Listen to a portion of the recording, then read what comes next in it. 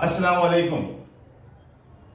آج کی ویڈیو میں ہم اس زمین پر زراعت کی شروعات کب ہوئی، ابتدائی کسان اس زمین پر کیسے وجود میں آئے، اس کے متعلق ہم معلومات حاصل کریں گے۔ پچھلی ویڈیو میں ہم نے دیکھا کہ کس طرح سے زمین پر 5 برفیلے دور گزرے ہیں اور آخری آئس ایج جو ہے آج سے تقریباً 26 لاکھ سال پہلے شروع ہوا اور 12,000 قبل مسیح کے درمیان جو ہے یہ ختم ہوا۔ جب برفیلا دور ختم ہوا، گرم اور مرطوب آب و ہوا اس زمین پر رائج ہو گئی، موسم بدلا تو اس کے ساتھ حالات بھی بدلے، ہولوسین دور شروع ہوا اور انسان جو ہے پہلے خانہ بدوش زندگی گزارتا تھا۔ مطلب یہ ہے کہ انسان جو ہے اپنا پیٹ بھرنے کے لیے غذا کی تلاش میں ایک مقام سے دوسرے مقام بھٹکتا تھا۔ اسے اپنا پیٹ بھرنا اور اپنے روزمرہ کی زندگی میں جو ہے اس کی سب سے بڑی اہمیت، وہ جو سب سے پہلے جس بات کو فوقیت دیتا تھا وہ اس کا پیٹ بھرنا تھا۔ تو انسان کے 3 دور کہلاتے ہیں، پتھر کے 3 زمانے کہلاتے ہیں۔ ایک ہے قدیم پتھر کا زمانہ، دوسرا ہے وسطی پتھر کا زمانہ اور تیسرا ہے جدید پتھر کا زمانہ۔ پہلے 2 زمانے، قدیم اور وسطی پتھر زمانہ، یہ انسان کی زندگی خانہ بدوش تھی، زندگی میں کوئی ٹھہراؤ نہیں تھا، غذا کی تلاش میں وہ ایک مقام سے دوسرے مقام بھٹکتا تھا۔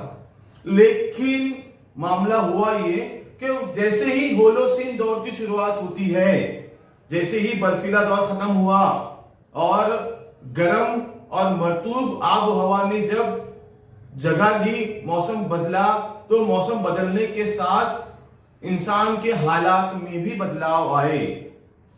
اللہ نے انسان کو بہت ساری نعمتوں سے نوازا ہے، اس میں سے ایک بہت بڑی نعمت جو اللہ نے ہم انسانوں کو دی ہے وہ ہے مشاہدہ کرنا۔ بہت ساری ہیں لیکن میں اس میں خاص ایک نعمت کا ذکر کر رہا ہوں، وہ ہے مشاہدہ کرنا، آبزرو کرنا۔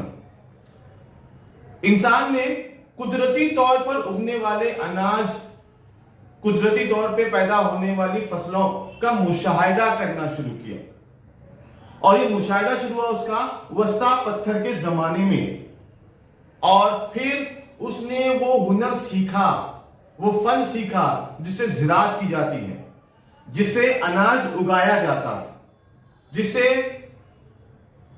انسان کی زندگی جو پہلے خانہ بدوش تھی وہ بھٹکتا تھا ایک مقام سے دوسرے مقام، اب وسطی پتھر کے زمانے کے آخری حصے میں انسان نے قدرتی طور پہ اناج جو اگتا ہے اس کا مشاہدہ کر کے اب وہ اناج پیدا کرنے والا بن گیا ہے۔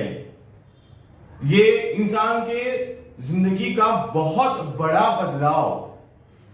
زراعت کا ہنر سیکھنے کے بعد انسان ایک جگہ اس نے رہنا شروع کیا، اب اس کی زندگی کو ٹھہراؤ آیا ہے، کیونکہ زراعت کرنے کے لیے انسان کو کم سے کم 3 یا 4 مہینے ایک مقام پر رہنا پڑتا۔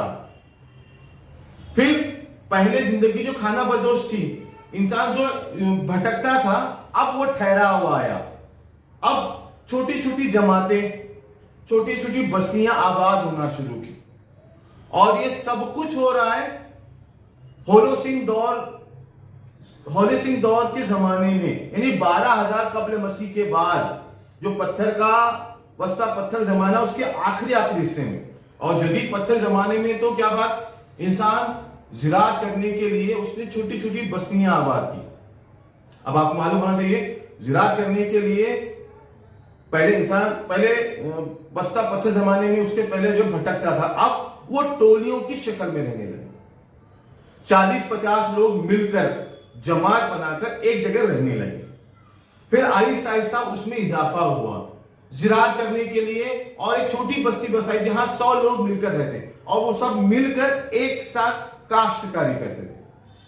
جو ابتدائی بستیاں ملی ہیں، انسانی بستیاں ملی ہیں، ان کے مکانات دائرہ نما ہوتے تھے، گول ہوتے تھے، اور سب لوگ مل کر کاشتکاری کرتے تھے۔ اور ان کے وہ بستی میں ایک جگہ مخصوص تھی جہاں پر اناج کو محفوظ کر کے رکھا جاتا تھا۔ اس طرح سے انسان کی زندگی میں ٹھہراؤ آیا اور اسی ٹھہراؤ نے انسانی تہذیب کو پروان چڑھایا۔ اسی ٹھہراؤ نے انسانی بستی کو جو ٹھہراؤ آیا، انسانی بستی یہ کنورٹ ہوئی، تبدیل ہوئی تہذیب میں۔ آپ کو معلوم ہے دنیا کی قدیم ترین تہذیبیں 4 ہیں، 4 قدیم ترین تہذیبیں ہیں، اور چاروں کے چاروں ندیوں کے کنارے آباد ہوئی ہیں۔ کیوں؟ کیونکہ ندی سے پانی آسانی سے دستیاب ہوتا ہے، ندی کے کنارے کی زمین زرخیز ہوتی ہے، اسی لیے وسطی پتھر کے زمانے میں جو بستیاں آباد ہوئی تھیں، اب وہ چھوٹی چھوٹی بستیاں اب ان ندیوں کے کنارے آ کر آباد ہونا شروع ہو چکی ہیں۔ اور 4 بڑی تہذیبیں۔ نمبر 1 میسوپوٹیمیا تہذیب، نمبر 2 مصر کی تہذیب، نمبر 3 چین کی تہذیب، اور نمبر 4 ہندوستان کی تہذیب۔ اب یہ چاروں تہذیبیں چاروں الگ الگ علاقوں میں ہیں، اور یہ چاروں تہذیبیں ندیوں کے کنارے ہیں۔ نمبر 1 میسوپوٹیمیا تہذیب، یہ تہذیب 2 ندیوں کے کنارے آباد ہے، 2 ندیوں کے کنارے، ایک ہے ٹائگرس اور یوفریٹس، دریائے دجلہ اور فرات ندی کے وادیوں میں تہذیب آباد ہے۔